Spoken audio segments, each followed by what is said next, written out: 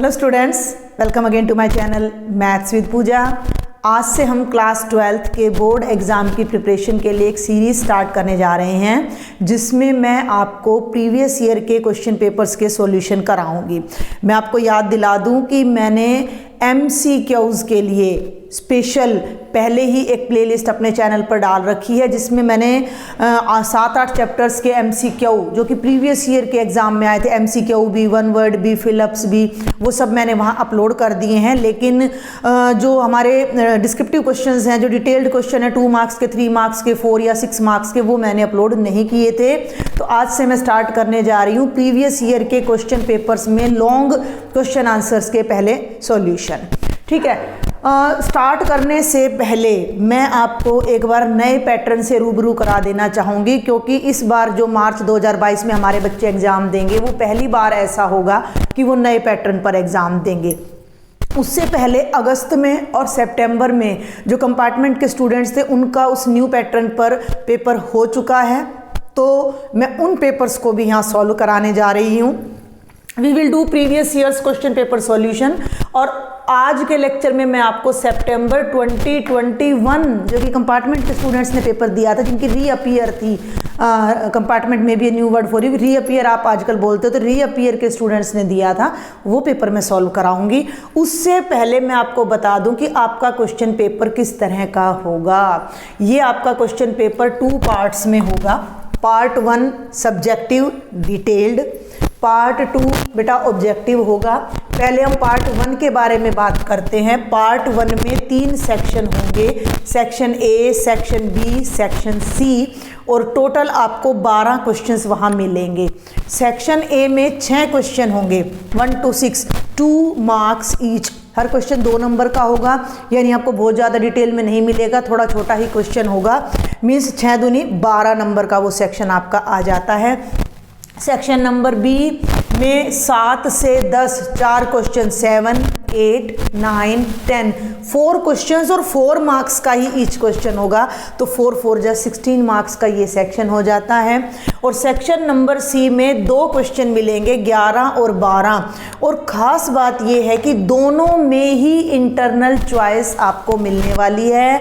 दोनों ही क्वेश्चन आपके 6-6 नंबर के हैं, यानी कि क्वेश्चन नंबर 11 में 2 क्वेश्चन मिलेंगे, दोनों में से कोई एक करना है।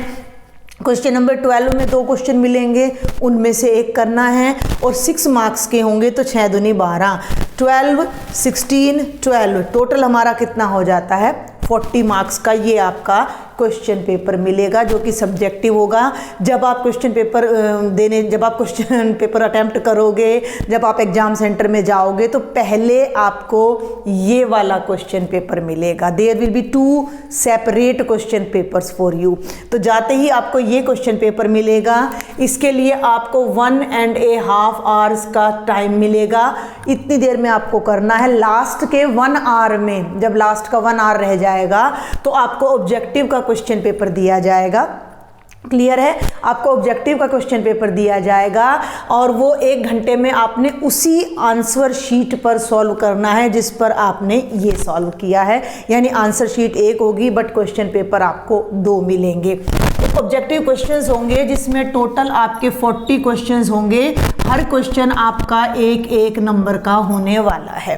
अब मैं आपको बताऊं कि जब हमें इसका एक पैटर्न दिया गया था कि किस टाइप के क्वेश्चन आएंगे, तो वहाँ फिक्स था कि 18 MCQ आएंगे, और 12 वन वर्ड आएंगे, और 10 फिलअप्स आएंगे। लेकिन ऐसा कुछ नहीं है। मैंने अगस्त के पेपर को एनालाइज किया तो 17 MCQ हैं। MCQ means multiple choice question, जहाँ आपको एक क्वेश्चन के 4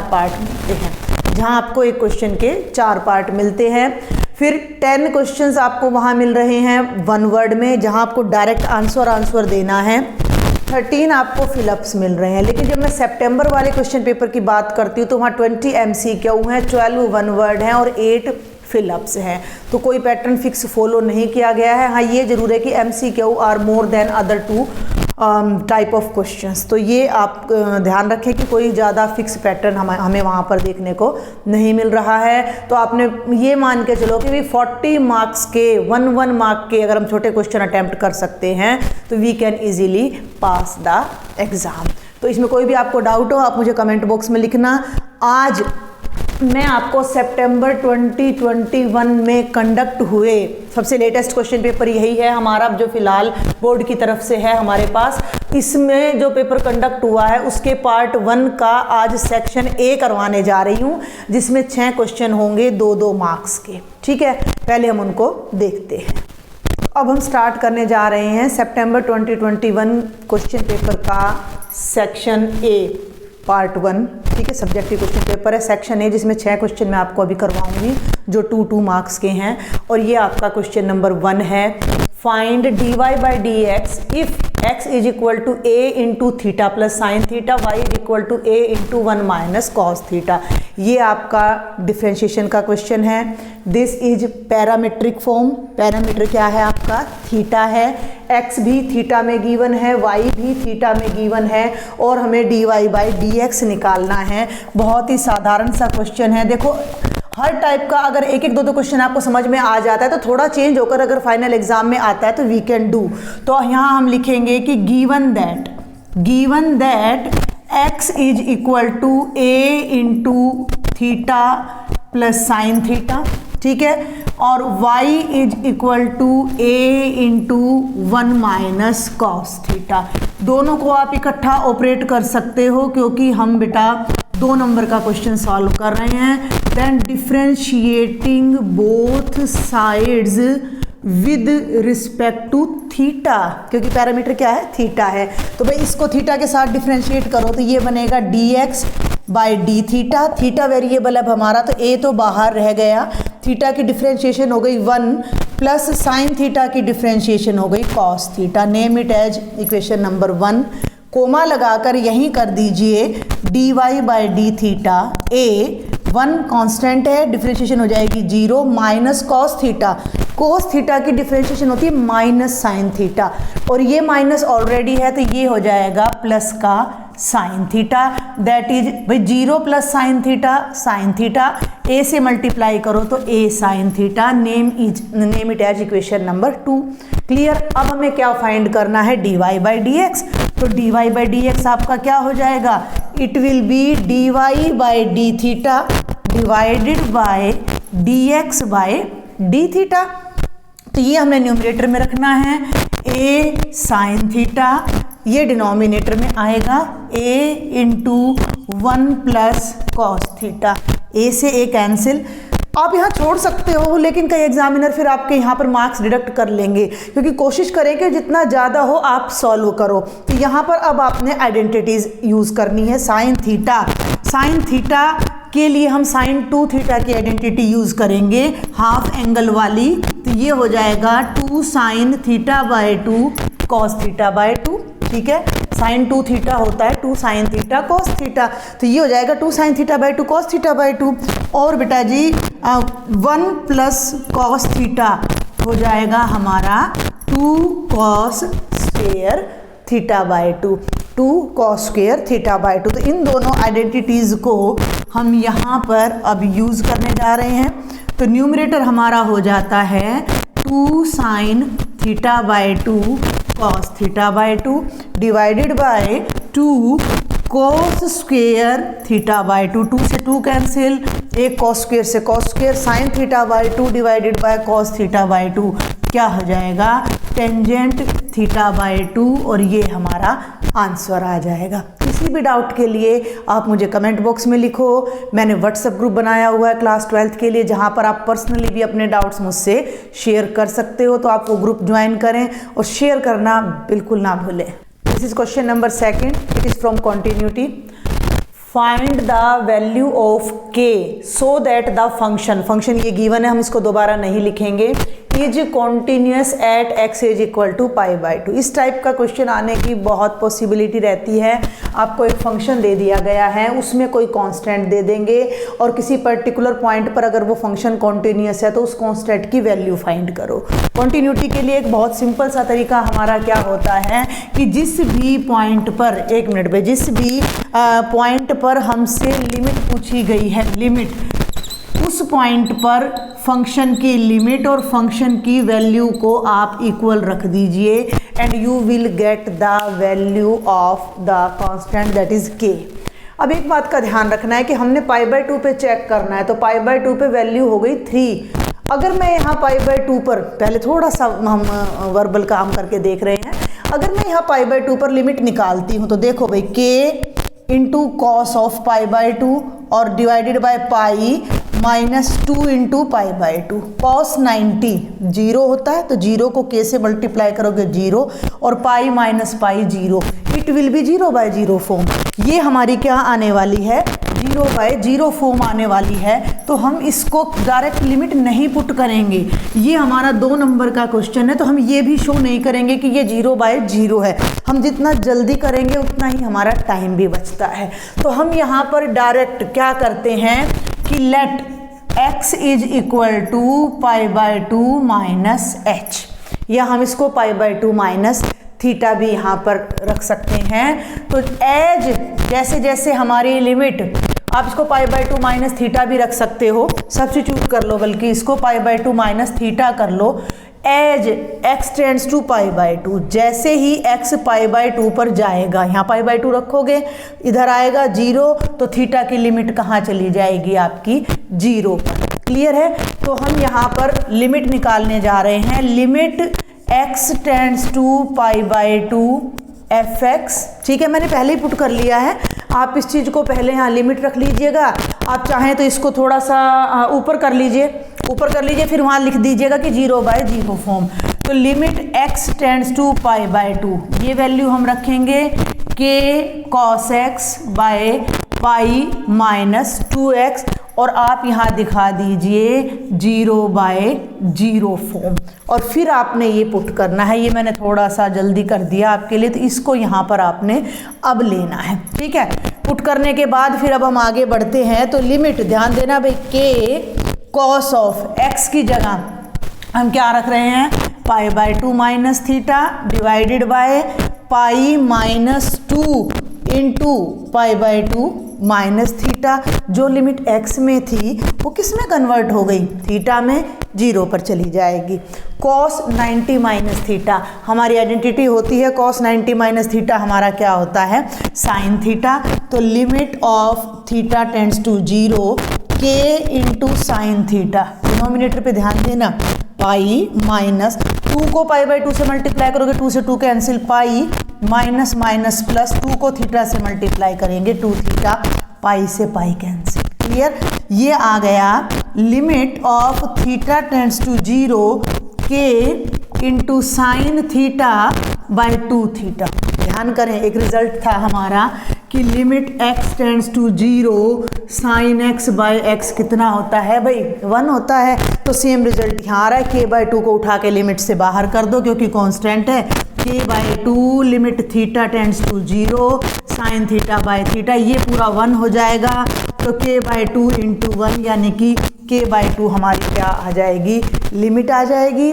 वैल्यू π/2 पर अब हमारी जो वैल्यू है बेटा वो कितनी है, 3 है। कितनी है, 3 है। तो यहाँ हम लिखेंगे f ऑफ π/2 कितना है, 3, because function is continuous at x is equal to π/2। तो ध्यान देना है, limit x tends to π/2 fx is equal to f of π/2। Limit and values must be same. लिमिट कितनी आ रही है बेटा जी, k/2, वैल्यू कितनी आ रही है 3, 2 को उस तरफ ले जाओ, मल्टीप्लाई कर दो तो k की वैल्यू कितनी आ जाएगी 6, और ये हमारा आंसर आ जाएगा। 2 नंबर के हिसाब से थोड़ा सा लंबा है, लेकिन अगर आपने प्रैक्टिस कर रखी है तो आपको इतना टाइम नहीं लगेगा। दिस इज क्वेश्चन नंबर 3, और ये क्वेश्चन सेट 3 के एग्जाम में भी आया है। Find the general solution of differential equation dy by d x is equal to 1 + y² by 1 + x²। हम इजीली देख सकते हैं कि ये वेरिएबल्स सेपरेबल का क्वेश्चन है हमारा, जिसमें हम वेरिएबल्स को सेपरेट करेंगे, मतलब dy के साथ y की सारी टर्म्स अरेंज करेंगे, dx के साथ x की सारी टर्म्स, यहीं से मैं सॉल्यूशन स्टार्ट कर रही हूँ, x की सारी टर्म्स अरेंज करेंगे। तो भाई dy को ऊपर रहना है, dx को भी, तो इस dx को पहले राइट में ले जाओ। कई बच्चों को समझ नहीं आता तो मैं थोड़ा स्टेप वाइज चलती हूँ। dy ये है हमारा 1 + y² बाय 1 + x², dx मैं उधर ले गई। ठीक है। अगले स्टेप में मैं इस 1 + y² को लेफ्ट में ला रही हूँ, तो क्योंकि ये न्यूमरेटर में है तो इधर आकर ये डिनोमिनेटर में हो जाएगा 1/1 + y² dy, और ये यहाँ आ गया तो इधर कितना बचता है, 1 बचता है, 1/1 + x² dx, integrating both sides. अब हमने यहाँ क्या करना है, इंटीग्रेट कर देना है दोनों साइड्स में, तो ये हो जाएगा 1/1 + y² dy is equal to 1/1 + x² dx, और ये हमारा बन जाता है टेंजेंट इनवर्स y कि इसकी इंटीग्रेशन फॉर्मूले याद होने चाहिए आपको, नहीं याद है तो याद करना शुरू कर दीजिए अभी से, और +c ये आ जाता है जनरल सॉल्यूशन। पर्टिकुलर सॉल्यूशन के लिए आपको कोई ना कोई कंडीशन मिलेगी जिसकी हेल्प से आप c की वैल्यू फाइंड करके इसमें पुट करोगे। This is question number 4 which is from chapter 13 probability. 2 cards are drawn at random and without replacement, कोई रिप्लेसमेंट नहीं की गई है, यानी कि अगर पहला कार्ड निकाल लिया गया है तो उसको वापस नहीं रखा गया है। From a pack of 52 playing cards find the probability that both the cards are black. बहुत आसान क्वेश्चन है, बोथ दोनों यानी इंटरसेक्शन, या हम उसको मल्टीप्लिकेशन रूल ऑफ प्रोबेबिलिटी से भी कर सकते हैं। तो हम कैसे सॉल्व करेंगे, हमने 2 ब्लैक कार्ड्स निकालने हैं। सबसे पहले तो आप लिखिए टोटल कार्ड्स, भाई कितने हो गए टोटल कार्ड्स, 52।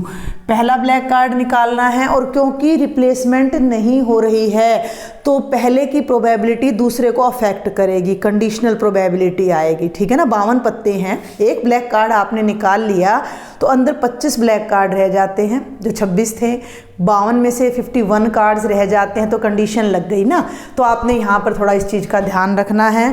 तो हम 2 इवेंट्स हैं, दोनों को नाम दे लेते हैं। Let B1 be the event that first card is black, card is black. ज़्यादा बड़ा नहीं लिखना है कि 2 cards are drawn and so on, नहीं। And let B2 be the event that second card is black, ठीक है। तो पहला कार्ड ब्लैक है, इस बात की क्या प्रोबेबिलिटी है, सिंपल। 52 पत्ते हैं, 52 में से 26 ब्लैक होते हैं, तो 26/52, 26 1 जा 26, 26 2 जा 52। अब यहाँ पर फिर दूसरा कार्ड भी ब्लैक है, लेकिन कार्ड रिप्लेस नहीं किए गए हैं, तो यहाँ पर ध्यान रखना है कि because card is not replaced, card replace नहीं किया गया है, तो probability of second black card, दूसरा पत्ता भी ब्लैक आए, ध्यान देना है, वो होगी B2 की प्रोबेबिलिटी। लेकिन B2 की प्रोबेबिलिटी पर B1 का इफेक्ट पड़ रहा है, तो it will B B2/B1। Clear. तो 25 तो ब्लैक कार्ड्स खाली B2 नहीं लिखेंगे, अब ये B2 की कंडीशनल प्रोबेबिलिटी हो चुकी है, because the occurrence of event B1 is affecting the occurrence of event B2। Black ball, जो फर्स्ट ब्लैक बॉल बाहर आ रही है, that is affecting the second black ball ना, तो ये हो जाएगा 25/51। अब हमें प्रोबेबिलिटी किस चीज़ की निकालने की, बोथ कार्ड्स आर ब्लैक, तो probability of both black cards, ठीक है भाई, बोथ ब्लैक कार्ड्स का मतलब भी पहला भी ब्लैक है, दूसरा भी ब्लैक है। अब ये मल्टीप्लिकेशन रूल ऑफ प्रोबेबिलिटी है, मैंने पूरा प्रोबेबिलिटी के काफ़ी एक्सरसाइजेज अपने चैनल पर अपलोड भी कर रखी है, आप वहाँ से देख सकते हो। प्रोबेबिलिटी ऑफ ए बी लो, ये नहीं, प्रोबेबिलिटी ऑफ ए बी क्या होती है, probability of A into B की probability when A has occurred, तो यहाँ हो जाएगा B1 की प्रोबेबिलिटी इंटू B2 की प्रोबेबिलिटी जब B1 अक्कर है। अगर ये इंडिपेंडेंट इवेंट्स हैं तो probability of A into probability of B आ जाएगा। तो B1 की प्रोबेबिलिटी हमारी कितनी है, 1/2, ये कितनी है 25/51, कुछ भी कैंसिल नहीं हो रहा, तो ये आ जाएगा 25/102। बहुत ही आसान सा क्वेश्चन था ये। Question number 5 is from vectors. Prove that the points A, B and C are collinear, इनके हमें कोऑर्डिनेट्स गिवन हैं। 3 पॉइंट्स अगर कॉलिनियर हैं, 3 पॉइंट्स अगर हमारे कॉलिनियर हैं तो हम क्या करेंगे? सबसे पहले तो हम इन तीनों पॉइंट्स के पोजीशन वेक्टर्स डिफाइन करते हैं। आप सबसे पहले लिखिएगा कि गिवन पॉइंट्स आर, वैसे तो ये 2 नंबर का है तो हम कोशिश करें कि मिनिमम लिखें। गिवन पॉइंट्स आर A 1 2 7, दोबारा से रिपीट कर रही हूँ मैं क्योंकि वो तो स्टेटमेंट थी, और B हो गया और ये आपका C हो गया। तो OA वेक्टर हमारा क्या हो जाता है? Position vector of A। ठीक है, A का पोजीशन वेक्टर क्या हो जाएगा? 1i + 2j + 7k। OB हमारा क्या हो जाएगा? पोजीशन वेक्टर ऑफ B कितना हो जाएगा भाई? 2i + 6j + 3k। और OC हमारा क्या हो जाएगा? Position vector of C 3i + 10j - k। वैसे तो कॉलिनियरिटी प्रूव करने के बहुत तरीके हैं, हम डिस्टेंस फार्मूला से भी करते आ रहे हैं, हम सेक्शन फार्मूला से भी करते आ रहे हैं, हम एरिया ऑफ ट्राइंगल से भी करते आ रहे हैं, लेकिन हम यहाँ 12th क्लास में इसको किससे करते हैं? वेक्टर्स से करते हैं। अब अगर ये तीनों पॉइंट्स एक ही लाइन में हैं, ठीक है भाई, A B C, तो वेक्टर AB और वेक्टर AC क्या होंगे? या तो एक दूसरे के पैरेलल होंगे या एक दूसरे के स्केलर मल्टीपल होंगे। तो पहले हम निकालते हैं वेक्टर AB। तो वेक्टर AB क्या होगा? Position vector of B minus position vector of A, यानी OB में से OA माइनस करेंगे तो ये हो गया 2i + 6j + 3k। ठीक है भाई, -1i की जगह मैं जस्ट i लिख रही हूँ, + 2j + 7k। सॉल्व कर लें, खोलना नहीं है, 2 नंबर का है। 2i में से i माइनस किया i, 6j - 2j 4j, 3k - 7k। तो प्लस नहीं आएगा भाई, ये प्लस नहीं आएगा, यहाँ पर ये हमारा आ जाएगा माइनस का 4k। ये आ गया हमारा वेक्टर AB।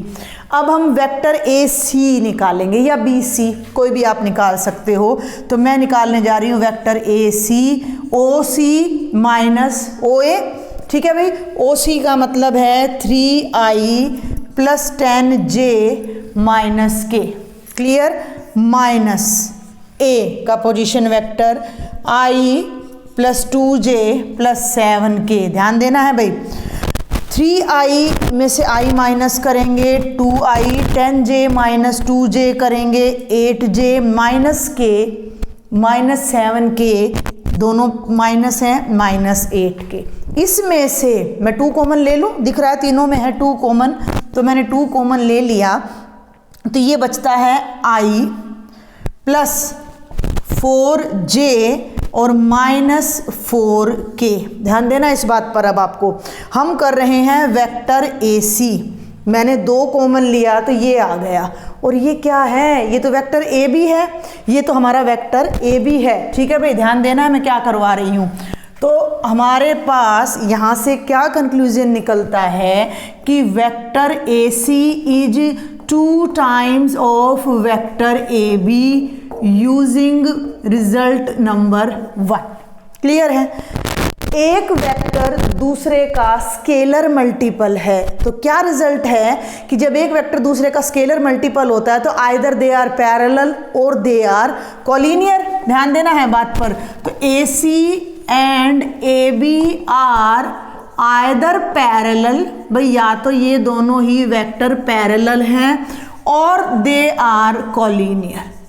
ठीक है, अब ये पैरेलल नहीं हो सकते क्योंकि इस वेक्टर में भी A पॉइंट है और इस वेक्टर में भी A पॉइंट है। भाई ये भी A से ही स्टार्ट हो रहा है और ये भी A से।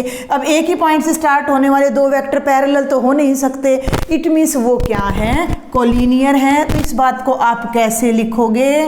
But point A is common, but A point is common in both vectors, but A point is common in both vectors। तो हमारे पास केवल एक ही ऑप्शन यहाँ रह जाता है कि vector AB and vector AC are collinear. और जब दोनों वेक्टर कॉलिनियर हैं तो उन पर जो 3 पॉइंट्स हमारे लाई कर रहे हैं वो क्या हो जाएंगे?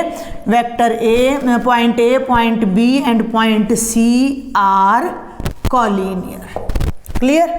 And this is the last question of part A.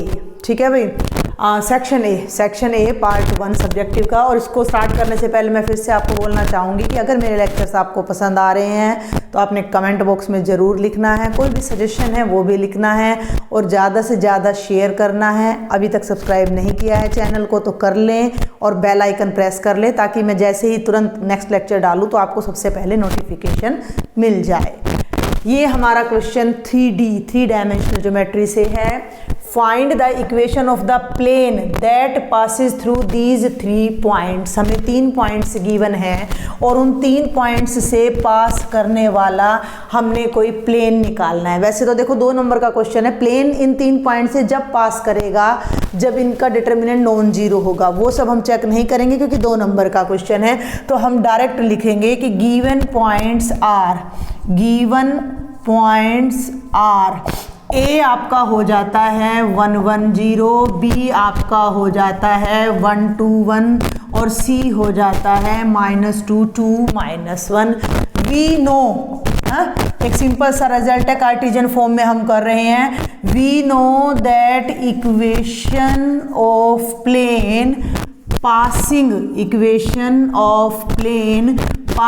Through 3 points x1 y1 z1 भाई x2 y2 z2 and the third point is x3 y3 z3 is given by. ठीक है, पहले हम ये फॉर्मूला यहाँ लिखते हैं, x minus x1 y minus y1 z minus z1 x2 minus x1 y2 minus y1 z2 minus z1 x3 minus x1 y3 minus y1 और z3 minus z1 is equal to 0।